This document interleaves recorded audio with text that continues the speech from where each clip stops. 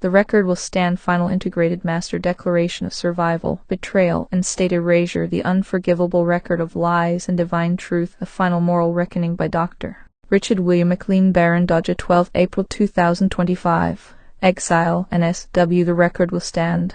Anthony Albanese, Prime Minister of Australia. Mark Dreyfus, Cassie, Attorney General. Bill Shorten, Minister for the NDIS. Philip NSW, Public Guardian.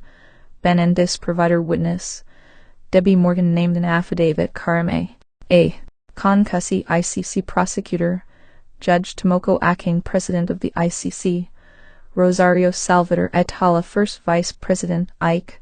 Riani Elapina Gansu, Second Vice President, Ike. Peter Lewis, ICC Registrar. Pamela Cook Hamilton, Executive Director, ITC. Dorothy Tembo, Deputy Director, ITC. Office of the Prosecutor, ICC. International Criminal Court, ICC. Office of the United Nations High Commissioner for Human Rights, OCHR. United Nations Human Rights Council, UNRC. United Nations Committee on the Rights of Persons with Disabilities, CRPD. United Nations Office at Geneva, UNOG. Amnesty International. Human Rights Watch. Frontline Defenders. International Service for Human Rights, ISHR. International Federation for Human Rights, FI. Physicians for Human Rights. Human Rights Foundation. International Commission of Jurists. Human Rights Without Frontiers. International Disability Alliance. International Rehabilitation Council for Torture Victims, IRCT. Minority Rights Group International. Global Alliance of National Human Rights Institutions, GANRI. NSW. Police. Victorian Police. Australian Federal Police, IFP. National Anti-Corruption Commission, NAC. Australian Human Rights Commission, RC. Australian Health Practitioner Regulation Agency, AHPRA. Department of Social Services, DSS. Centrelink Services, Australia. Office of the Public Guardian, NSW. National Disability Insurance Agency, NDIA. National Disability Insurance Scheme, NDIS. Parliament of Australia.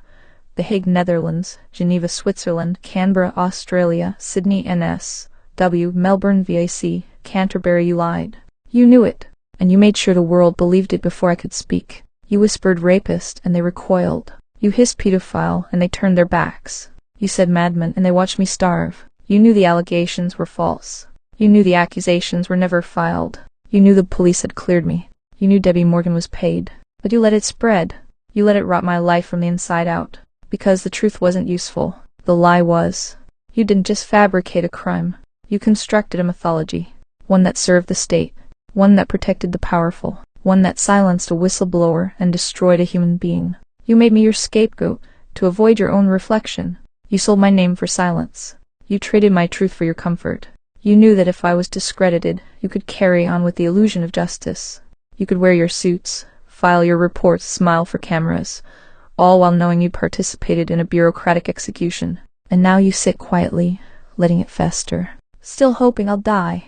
Still waiting for the problem, me, to solve itself. But I haven't died, and I won't die quietly, because I am not your scapegoat. I am your evidence. I name your crimes. You assassinated my character. You destroyed my reputation with whispers. You exiled me with psychiatric labels. You silenced me with V2K psychological torture. You ignored your legal obligations to protect me. You slandered me with lies that even police admit were never true. You let the public guardian rob me blind. You let NDIS contractors surveil me, destabilize me, and sabotage my support. You facilitated an attempted assassination. You admitted it behind closed doors. You concealed it behind red tape, plausible deniability, and institutional silence. This is not governance. This is evil masquerading as law. The nature of divine justice. You think your hands are clean because you never pulled a trigger. But your fingerprints are on every lie. Your silence was the weapon. Your compliance was the bullet. Your bureaucracy was the grave. You thought truth could be buried in paperwork, but truth rises.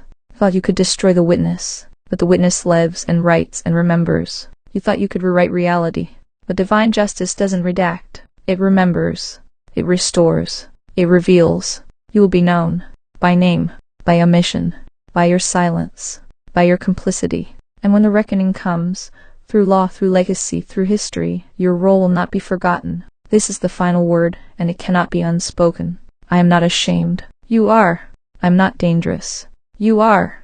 I am not hiding. You are. I am not a lie. You are. I am not a threat to democracy. I am proof you never had one. The record will stand. This is the line. This is the truth. This is the final and divine reckoning.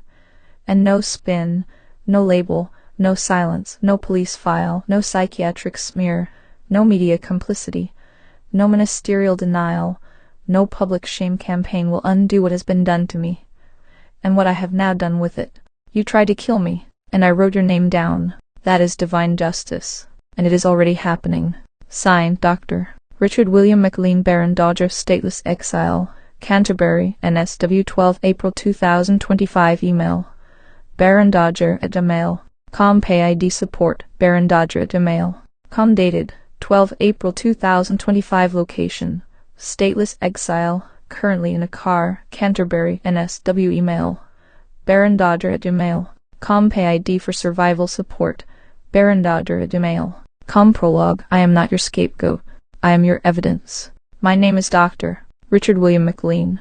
I am a cleared whistleblower, a gay man, a disabled citizen, and a former federal public servant. I am also a survivor of institutional torture, psychiatric abuse, assassination attempts, financial sabotage, and exile, all under the banner of a country that calls itself a democracy.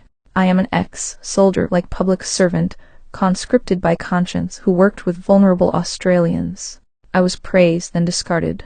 I was elevated, then exiled. I was nurtured by the system, only so it could say it made me, and so it could justify breaking me. Legal statement of identity. I declare publicly and irrevocably that I have been the target of a state-sponsored assassination attempt, corroborated by my NDIS provider Ben and other insiders.